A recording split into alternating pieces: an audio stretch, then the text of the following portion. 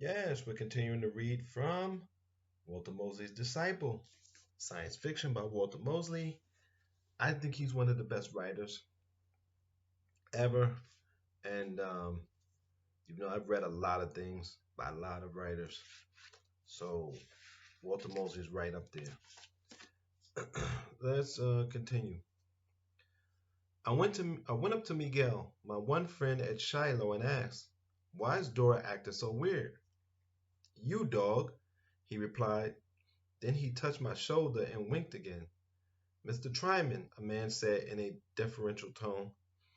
I had to turn to look before I could identify the speaker as Hugo. "Hey," I said, waiting to see if Bron had pulled it off. I felt like an idiot believing some crazy person on the internet. I should never have come back to work. Hugo would sneer at me, hoping that I was about to beg him for another chance. And the truth was, I was ready to beg him. I needed that job. Maybe this was Bron's plan. He'd get me to go back to work, and then it was simple logic that we'd talk about my actions the day before. "We got the message in the late afternoon after you left, sir." Hugo said. "Sir?" "I called upstairs," he added. "They told me that I was to escort you." "Escort me?" "If you want me to leave, all you have to do is ask. I just came to get my windbreaker. I'm going to Europe." Hugo smiled awkwardly and took me by the arm. He led me through his office and down the inner hall. Both places were usually off limits to the data entry operators. At the end of the hall of red linoleum, we went through a pair of ornately carved pine doors and came to an elevator. Hugo had to use a key to operate the mechanism. We got in and traveled from floor 4 to 76. Hugo led me down another long hall. The corridor was much fancier with floors of marble tiles and double-sized doors of knotty hardwood. The extra-wide passage brought us to a huge hall with 40-foot ceilings and two opposite walls of amber-tinted glass, infusing the room with a filtered sunlight that was both warm and lush. The chamber was mostly empty, dominated by those windows and the vast gray and green marble floor.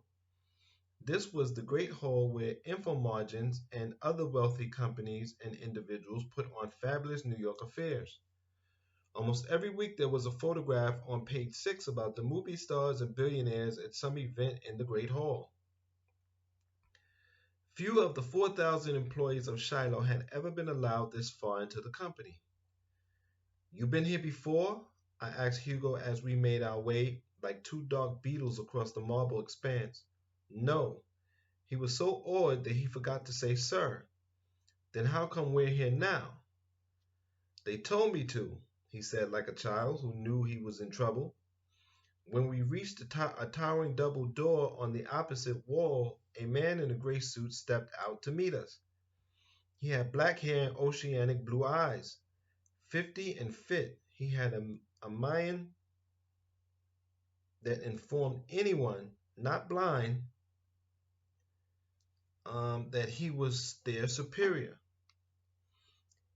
"Here we are, Mr. Fitzhugh," Hugo stammered. This superior man nodded deferentially to me and then addressed Hugo. "Take him in." "Me?" Hugo said. "That's what he asked for."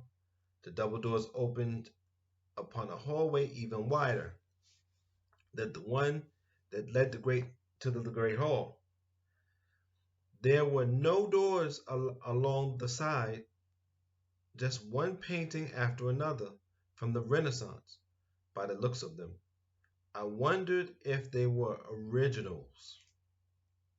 Let's keep going. After 200 feet or so, we came to a pearl and aqua colored door. Hugo hesitated a moment, obviously wondering if he should knock. He finally decided to push the door open. After doing so, he ushered me in before him. It was the largest and most opulent office I'd seen at Shiloh, but when I saw the woman behind the desk, I knew that I had only made it to the receptionist post.